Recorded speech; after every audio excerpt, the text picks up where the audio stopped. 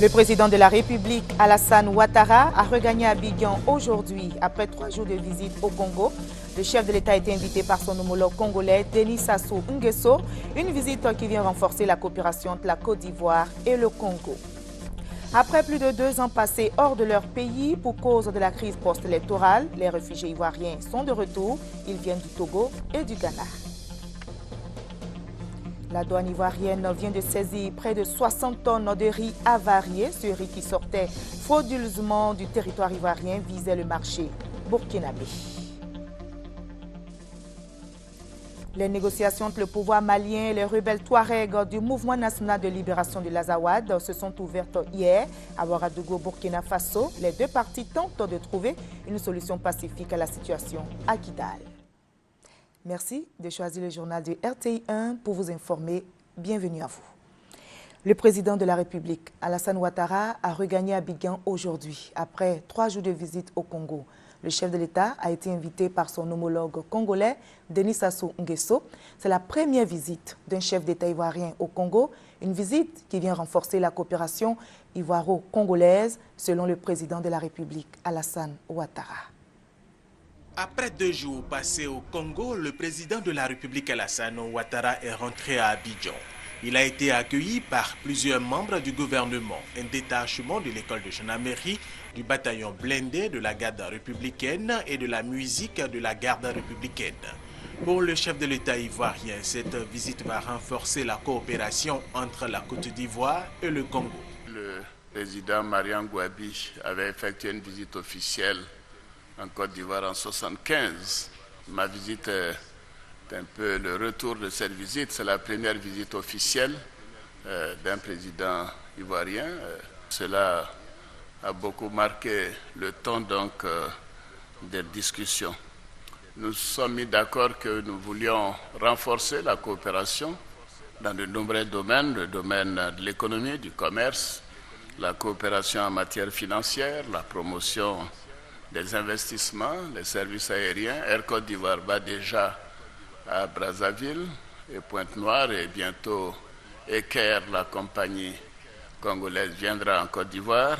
Coopération dans le domaine des mines, de l'énergie, bien sûr du pétrole, l'enseignement supérieur, la recherche scientifique, l'innovation technique. Nous recevons les jeunes Congolais ici à l'Académie des sciences de la mer. Et en raison de tout cela, nous avons décidé ensemble de réactiver la grande commission mixte de coopération Côte d'Ivoire-Congo qui se réunira au début de l'année prochaine, le premier semestre, en Côte d'Ivoire. Le président Alassane Ouattara soutient par ailleurs que le Congo a retrouvé la stabilité. Il est en pleine reconstruction. Ce qui m'a le plus marqué dans ce pays, c'est l'essor considérable.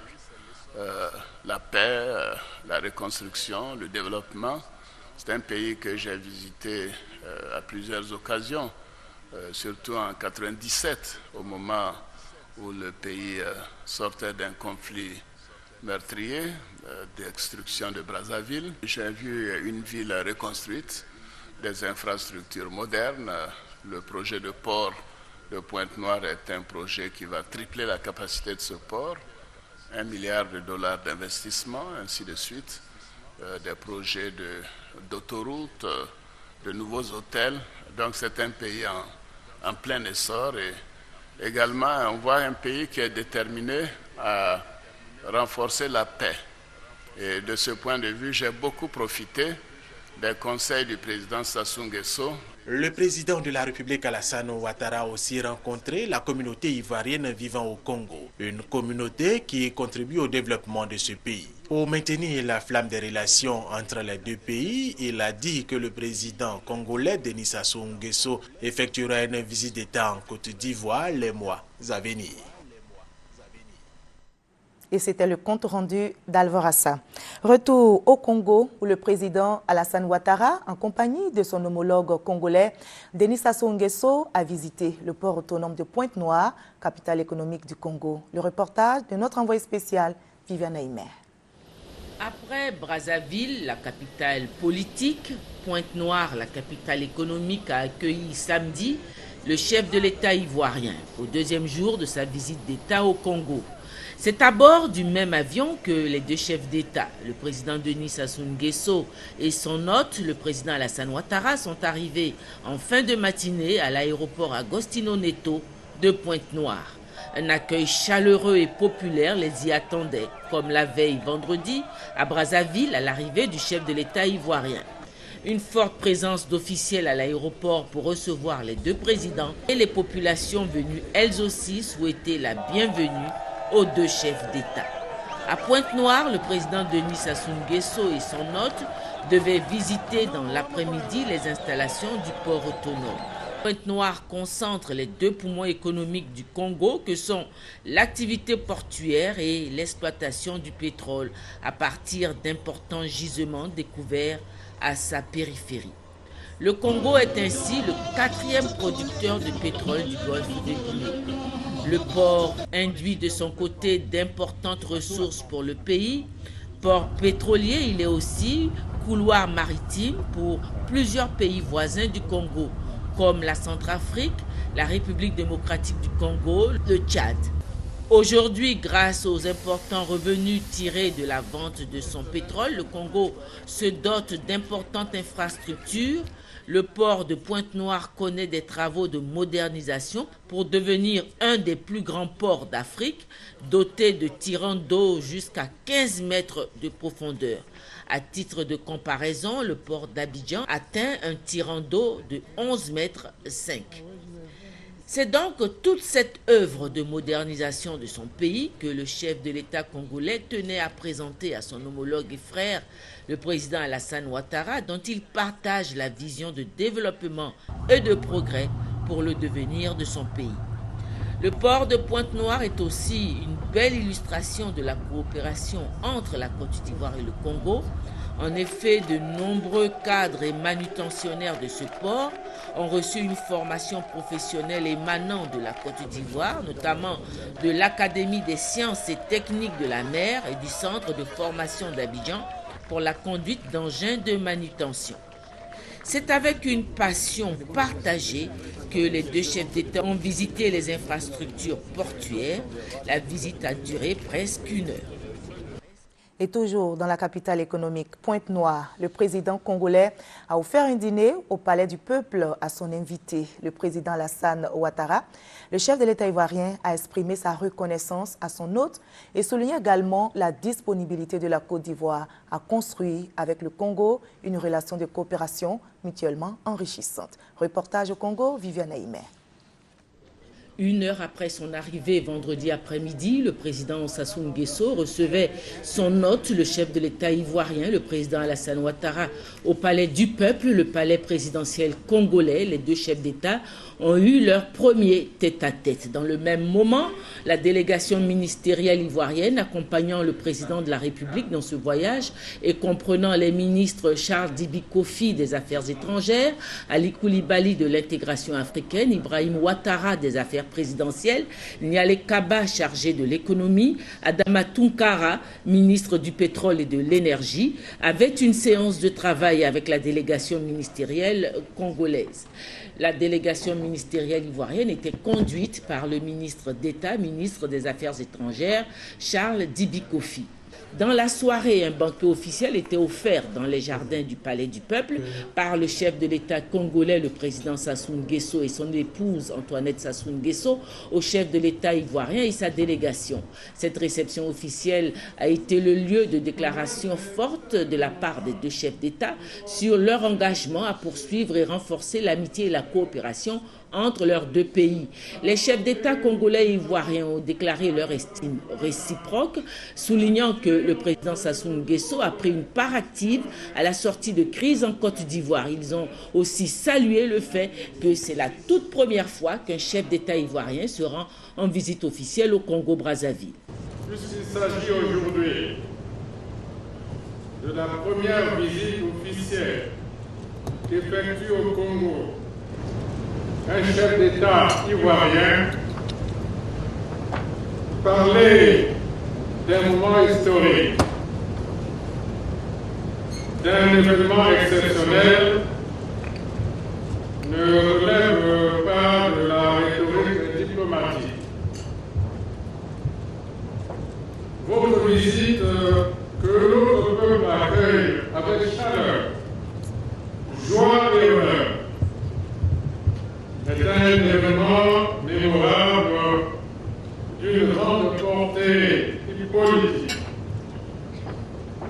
un acte chargé de symbole à l'heure où la Côte d'Ivoire pense ses blessures et retrouve sa place dans le concert des nations.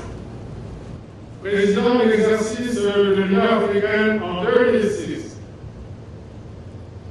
j'ai personnellement pris part aux tentatives de règlement de la crise qui a secoué votre pays. Je connais donc vos convictions les plus profondes, votre ardent désir de sauver votre pays, votre sens aigu du compromis. Vous êtes un frère, vous êtes un ami de la Côte d'Ivoire, un ami avec qui j'ai tissé au fil des années des liens très forts. Je voudrais donc profiter de cette occasion pour vous exprimer ma profonde reconnaissance pour le soutien que vous m'avez toujours apporté, ainsi que celle du peuple ivoirien tout entier, pour les efforts constants et inlassables que vous avez déployés dans la recherche d'une paix durable en Côte d'Ivoire.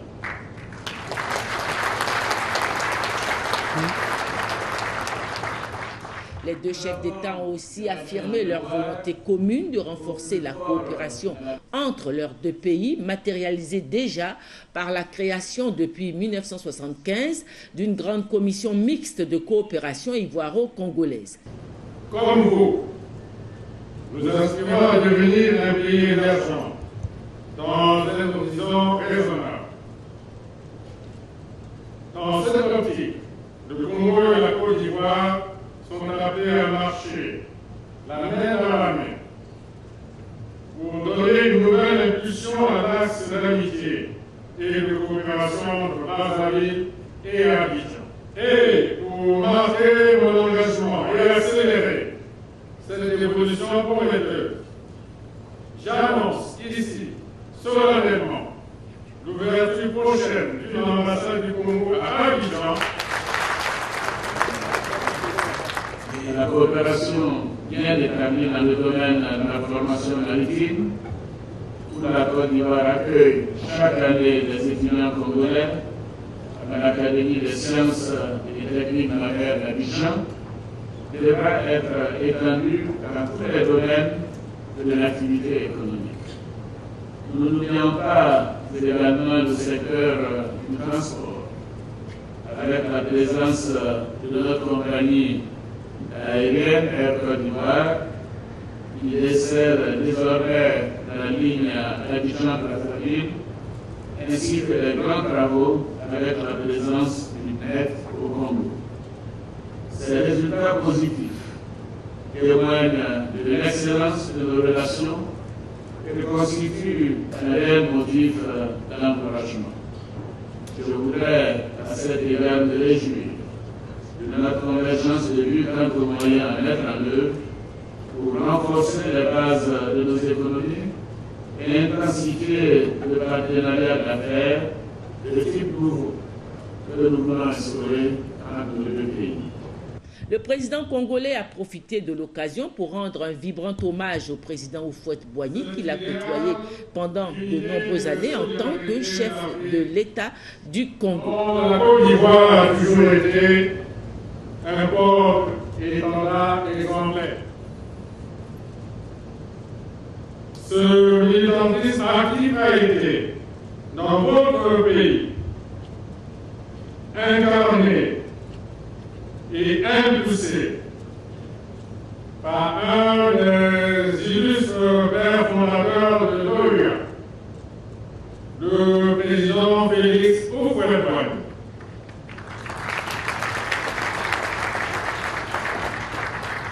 Ce sage de l'Afrique qui a fait de son pays un arbre de paix et de stabilité. Ce grand bâtisseur qui a placé la Côte d'Ivoire sur la voie du progrès et de la prospérité. Le chef de l'État ivoirien et toute la délégation ivoirienne ont revu avec plaisir l'artiste ivoirienne Cassie Perpétue, installée désormais au Congo où elle est mariée. Elle a chanté en compagnie de son époux Clotaire. Également d'autres prestations d'artistes au cours de cette soirée, celle d'un groupe traditionnel et celle du chanteur Zao. Et c'était le compte rendu de Viviane Aimé. Je rappelle que le chef de l'État, Alassane Ouattara, a regagné Abidjan aujourd'hui, dimanche 9 juin. Le Premier ministre Daniel Kablan-Duncan représente le chef de l'État au sommet du G8 sur la sécurité alimentaire en Grande-Bretagne. Aujourd'hui, le chef du gouvernement ivoirien a eu une série de rencontres. Le reportage de notre envoyé spécial en Grande-Bretagne, Alexis Ouedraogo. Un dimanche froid sur la capitale anglaise et un programme de 2 rencontres pour le chef du gouvernement ivoirien. La première, un déjeuner privé avec une délégation du groupe Standard Bank.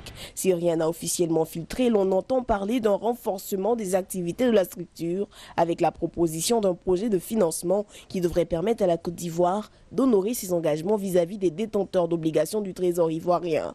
La deuxième audience du Premier ministre a été, elle, accordée à une délégation de la société James Education, spécialisée dans la performance scolaire depuis 50 ans. C'était un honneur pour nous de rencontrer le Premier ministre ivoirien pour voir ce que nous pouvons faire avec votre pays. Nous voulons être partenaires du processus du développement engagé en Côte d'Ivoire. Le groupe a formé plus d'une centaine de milliers d'enfants à travers le monde. Il a annoncé pour bientôt son arrivée en Côte d'Ivoire. Et je vous l'annonçais en début de journal, après plus de 2 ans passés hors de leur pays pour cause de la crise post-électorale, les réfugiés ivoiriens sont de retour.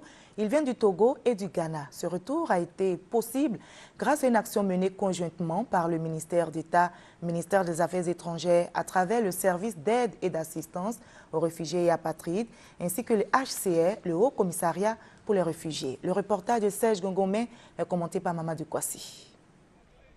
Retour au bercail de 120 réfugiés ivoiriens au Togo. Exilés dans ce pays depuis la crise post-électorale, ces Ivoiriens expriment leur joie de regagner la terre qui les a vus naître. Nous sommes contents de retrouver la terre de nos ancêtres. Voilà.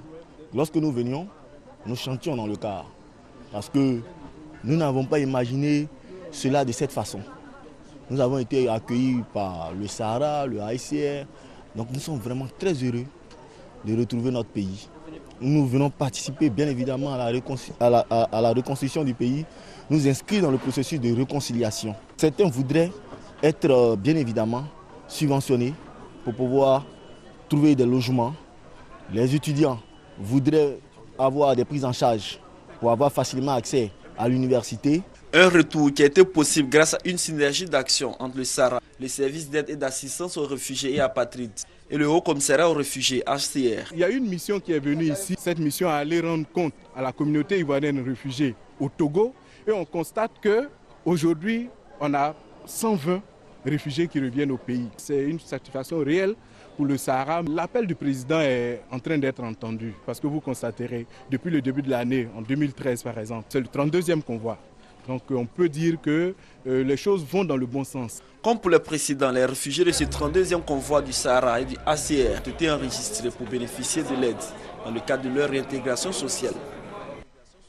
La douane ivoirienne vient de saisir près de 60 tonnes de riz avarié. Ce riz, qui sortait frauduleusement du territoire ivoirien, visait le marché burkinabé. Il a été présenté aux techniciens du ministère du Commerce. Le reportage d'Herman Niamier.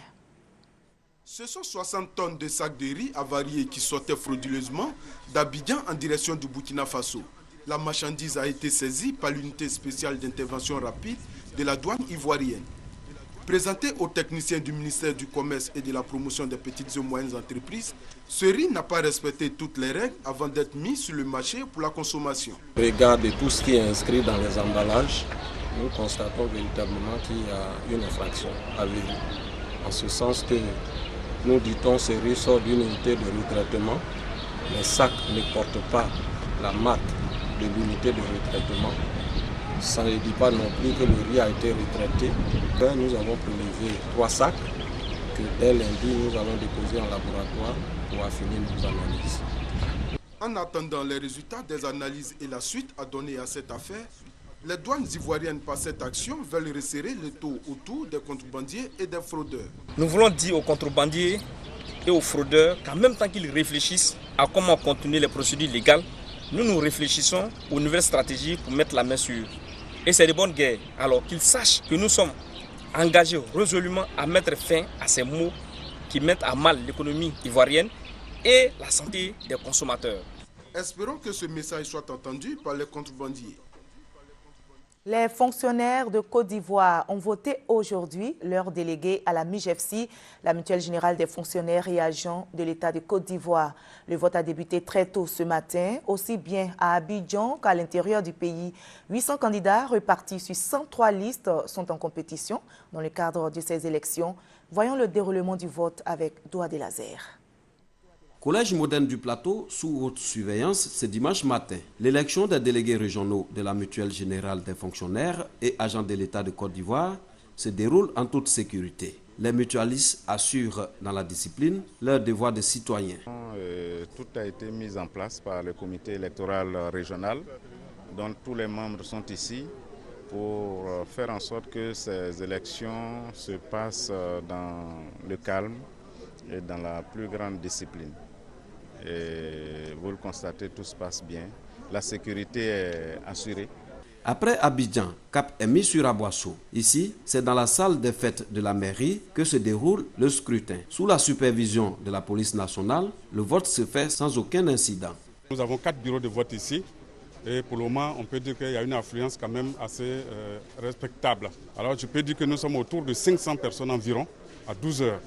Les mutualistes se réjouissent de l'opération de vote. Pour eux, c'est le seul moyen de faire de leur mutuelle un vrai outil de solidarité. Et souvent, quand tu vas à l'hôpital et qu'on te donne le bon, tu arrives en pharmacie, on te dit qu'il n'y a pas tel ou tel médicament, tu es obligé d'aller. En fait, les va-et-vient, ça met du temps. Si le délégué et nous entendons, je pense que tout le problème sera résolu. 300 délégués régionaux vont être élus sur les 867 en compétition à l'issue du scrutin ce dimanche 9 juin 2013. Ils seront désormais les porte-parole des mutualistes de leurs différentes régions et devront choisir le 28 juin prochain les membres des organes dirigeants et le président du conseil d'administration de la MUJEFSI. Je vous conduis dans la région de Gbeke où les fonctionnaires ont aussi voté. Ils se sont rendus très tôt dans les urnes pour choisir leur délégué. Le reportage de Charles Tatou. À l'affiche pour l'élection des délégués de la MUJEFSI dans la région de Gbeke, 3 listes. Ces candidats sont à la conquête de 13 619 fonctionnaires de la région reconnus par les fichiers de la MUJEFSI. Tôt le matin donc, fonctionnaires et agents de l'État en service dans la région ont pris d'assaut l'EPP Ville-Nord de la commune. Le scrutin a connu un engouement, mais quelques imperfections ont été relevées par les candidats. Il y a eu 15 000 bulletins de vote, 5 000 par liste, ce qui, à mon avis, n'est pas trop juste, parce que je suis convaincu qu'à Boaké, il y a plus de 5 000 fonctionnaires. Si moi, mes électeurs ne sont pas parmi les 5 000 premiers, du coup, je ne peux pas être élu. Et ça, c'est pas bon. Les nouveaux fonctionnaires, dès qu'ils rentrent à la fonction publique, ils sont déjà précomptés. Parce que quand ils ont leur rappel, on précompte tout ce qui devait à la mutuelle. Mais par conséquent, pendant ce laps de temps, ils ne sont pas pris en charge. Les retraités, dès qu'ils s'en vont, ils ne sont pas pris en charge. Donc je pense que cela peut se compenser. Dans tous les cas, si nous sommes élus, vraiment, nous allons tout faire pour porter les déshydratats des mutualistes au sommet pour qu'ensemble on puisse trouver des solutions. Le préfet de région a supervisé le scrutin. L'élection, il n'y a pas son petit. Et donc, il y a beaucoup de dispositions à prendre pour sécuriser le scrutin et faire en sorte qu'il y ait moins de contestations possibles. Hormis les irrégularités déplorées, le scrutin s'est déroulé normalement dans la région de Gbeke. Dans le domaine de l'agriculture, intéressons-nous aux palmiers à huile. Après la tenue en novembre dernier de la conférence mondiale sur le cacao, la Côte d'Ivoire reçoit le monde agricole, cette fois dans le cadre du palmier à huile. En Côte d'Ivoire, sachez que le palmier à huile fait vivre plus de 2 millions de personnes. Quels sont donc les enjeux de ce premier congrès du secteur? Réponse avec Noël Niagno. L'Afrique réunie à Abidjan pour l'huile de palme. Un autre rendez-vous d'importance pour souligner la volonté politique ivoirienne. La Côte d'Ivoire reprend sa place de l'agriculture dans le monde. que le gouvernement ivoirien remet l'agriculture au cœur du développement. La Côte d'Ivoire veut faire de l'agriculture toujours le moteur de son développement, la création des richesses et des emplois. Du 10 au 14 juin prochain, producteurs, usiniers, planteurs, chercheurs et autres vont réfléchir sur le palmier à huile. Des grands scientifiques vont venir présenter leurs travaux et nous allons tirer les leçons qui vont créer une synergie entre nos chercheurs ici, nos vulgarisateurs et nos producteurs pour faire avancer la chose. Le palmier à huile en Afrique fait vivre 50 millions de personnes directement ou indirectement. De plus, l'huile de palme contribue à l'équilibre alimentaire des populations africaines. Un des grands résultats attendus, c'est qu'il va y avoir le démarrage de la création d'une plateforme entre le privé et le public, comme on l'a fait pour d'autres spéculations. Et donc ça va permettre des échanges. Et autre chose, il faut faire des palmiers à huile comme une culture durable. Et la durabilité a des critères. Il faut utiliser moins d'espace, il faut protéger l'environnement, il faut protéger les ressources humaines, il faut renforcer les capacités, il faut rendre cette agriculture compétitive et rentable, création des richesses. Voilà qui donne à la rencontre d'Abidjan toute son importance et sa pertinence. Hors de la Côte d'Ivoire, les négociations entre le pouvoir malien et les rebelles touaregs du mouvement national de libération de l'Azawad se sont ouvertes hier à Ouagadougou, au Burkina Faso. Les deux parties tentent de trouver une solution pacifique à la situation à Kidal, toujours aux mains des Touaregs. Et le MNLA refuse de déposer les armes tant que la question Touareg n'a pas été discutée avec le gouvernement malien. Les négociations entre le pouvoir malien et les groupes Touaregs ont repris dimanche à Ouagadougou sous la médiation du président burkinabé Blaise Compaoré. L'enjeu de ces discussions est d'organiser le retour de l'administration malienne à Kidal en vue de l'élection présidentielle du 28 juillet. Les groupes armés Touaregs, repliés depuis janvier à Kidal, refusent le retour de l'armée malienne dans la ville. Ils demandent en revanche à la MINUSMA, la future force des Nations Unies au Mali, de sécuriser le scrutin. Le MNLA veut surtout négocier des solutions durables pour les populations Touaregs du Nord Mali. Nous souhaitons que cette rencontre soit le début d'un règlement définitif de cette crise qui perdure depuis un demi-siècle. Nous exhortons alors toute la communauté internationale à s'investir auprès du médiateur pour une issue pacifique et rapide de cette crise afin de mettre fin aux souffrances des peuples maliens et azawadi.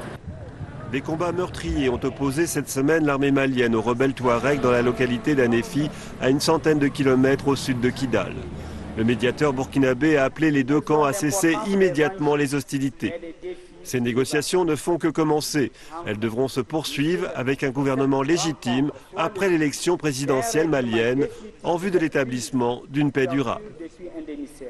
Si les Maliens choisissent un président de la République investi de la légitimité populaire, il sera alors à mesure d'engager avec les groupes armés les discussions nécessaires pour une résolution définitive de cette crise du Nord qui n'a que trop duré et qui a jeté notre pays à terre. La milice d'autodéfense Gandakoy et le mouvement arabe de l'Azawad, opposés au MNLA, ont pu rencontrer le médiateur de la CEDEAO à la demande de Bamako. Mais cette rencontre a eu lieu en marge des négociations. Après leur brillante victoire face à la Gambie, 3-0, les éléphants de Côte d'Ivoire sont rentrés hier soir à Abidjan. Les joueurs seront demain au Cap-Vert pour préparer le prochain match qualificatif contre la Tanzanie le dimanche prochain, 16 juin. Et toujours en sport, à l'issue de la réunion de la Fédération mondiale de taekwondo tenue à Lausanne le vendredi dernier, la Côte d'Ivoire a obtenu l'organisation de la Coupe du monde de taekwondo. De retour donc de cette réunion, le président Bamba Cheikh Daniel a tenu une conférence de presse suivie pour vous par Anne-Marie Nguessan. La nouvelle a été confirmée par le président de la Fédération ivoirienne de taekwondo à son arrivée de Lausanne en Suisse, où s'est tenue la réunion du Conseil de la Fédération mondiale de taekwondo. La Côte d'Ivoire organisera bel et bien la Coupe du monde de taekwondo en novembre prochain. Le dépouillement du scrutin a donné les voix ainsi qu'il suit. L'URSS a été mis hors de course au dossier insuffisamment élaboré. La Tunisie a eu une seule voix. Le Gabon, une seule voix. 26 voix pour la Côte d'Ivoire. Donc c'est un plébiscite. Ainsi, du 28 au 30 novembre 2013, Abidjan sera à nouveau, après la Coupe du monde francophone, le centre du taekwondo mondial. La capitale ivoirienne recevra 15 pays, c'est-à-dire les meilleures équipes de taekwondo des 5 continents. Aussi, avant de relever ce nouveau défi de l'organisation, le président Boubacar Daniel a-t-il tenu à témoigner toute sa gratitude au gouvernement ivoirien et à tous ceux qui l'ont aidé. Mes premiers remerciements vont aller directement à l'endroit du ministre de la promotion de la jeunesse, des sports et loisirs, M. Alain Lobognon, qui a marqué dans le dossier l'engagement ferme du gouvernement ivoirien par écrit à accueillir la compétition. Le ministre d'État, le ministre de l'Intérieur et de la Sécurité, M. Chamel Bakayoko, qui a autorisé cette mission. Nous n'avons pas hésité à appeler le général Palinfo Lassana au secours. Les taekwondoïnes, les présidents de ligue et le comité national de soutien aux éléphants CNSE ont tous réservé un accueil chaleureux au président Boubacar Daniel et à son secrétaire général, maître Azoumana, arrivé de Lausanne samedi à 21h30. Et c'est sur cette bonne nouvelle qu'on va se dire au revoir, tout en vous rappelant que le président de la République, Alassane Ouattara, a regagné Abidjan aujourd'hui après 3 jours de visite au Congo. Le chef de l'État a été invité par son homologue congolais, Denis Sassou Nguesso, et c'est la première visite d'un chef d'État ivoirien au Congo, une visite qui vient renforcer la coopération ivoiro-congolaise, selon le président de la République, Alassane Ouattara. C'est la fin de ce journal. Merci pour votre aimable attention.